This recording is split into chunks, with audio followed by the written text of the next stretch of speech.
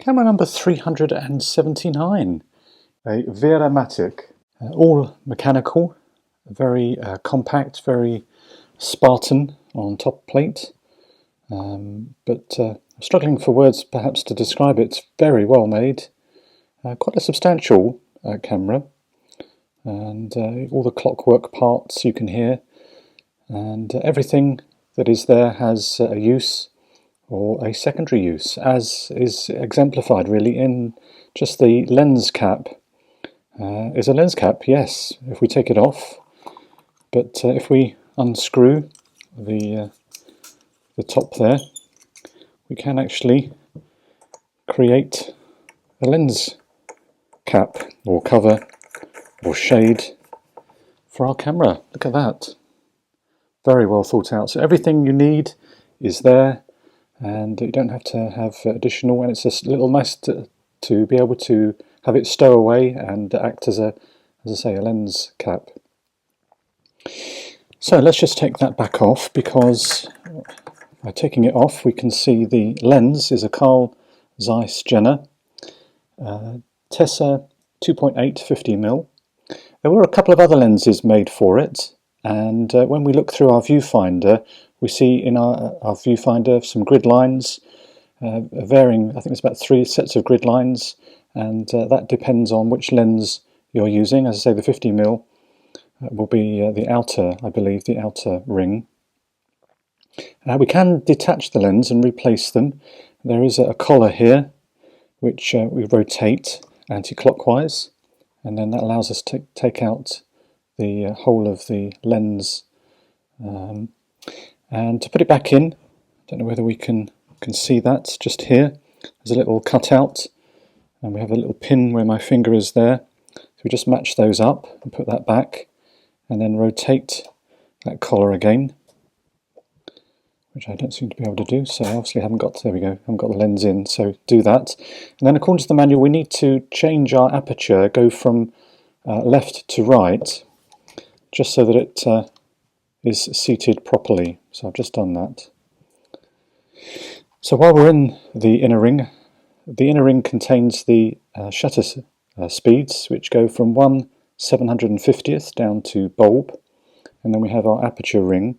Fortunately, my example was missing 2 little plastic lugs that enable us to hold and then rotate, but it's not a problem. I can rotate the shutter dial. The shutter and aperture are linked or coupled, but we can unlink them and we can choose whatever we like.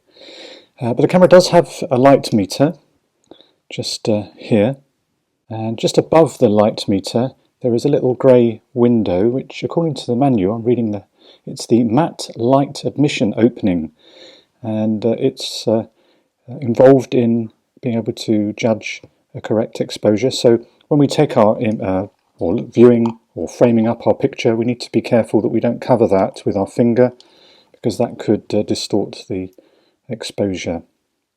So just something to bear in mind there.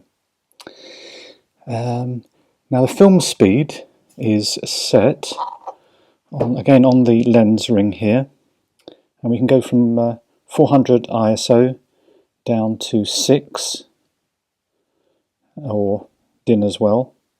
So mustn't forget to do that when we put our film in. The little rectangular window just above here is the rangefinder, and it really is a delight to use the rangefinder. It's so clear, so easy. It's not like a little yellow spot. It's the rectangle, and it's very, very clear to be able to focus. So that's a real joy to use. And while we're around the eyepiece does have a little diopter, so we can move that, rotate it, and then we have a flash and flash synchronization port is just there.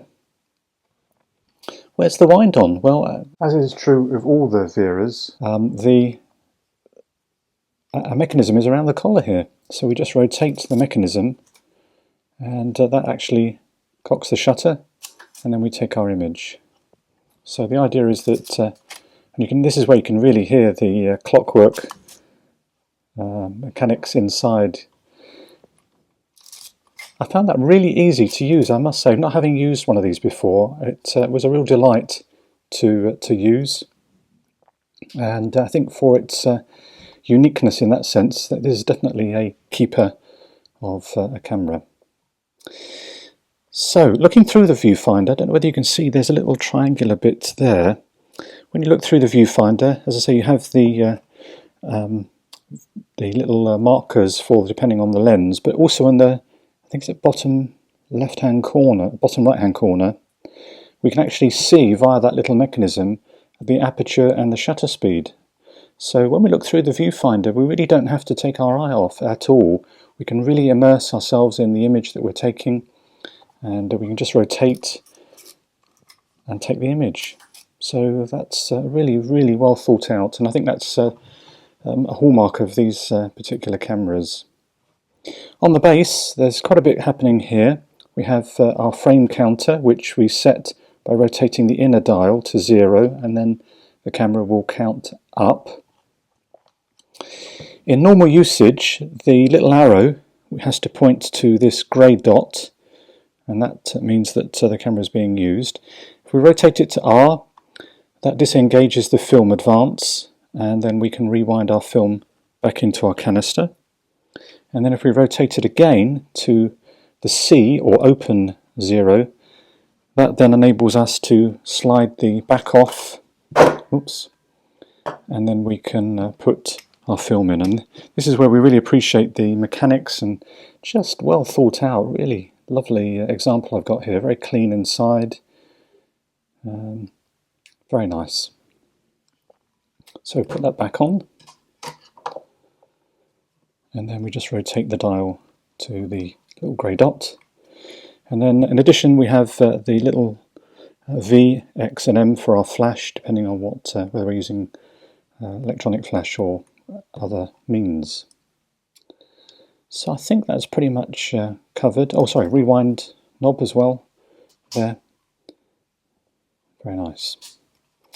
So it's a very compact, but it really does have everything that you want in the right place, and it really is sublimely easy to use this camera. So there we go, the Werra Matic. But what's it like to use? Well, let's find out, shall we, in Location to the Darkroom.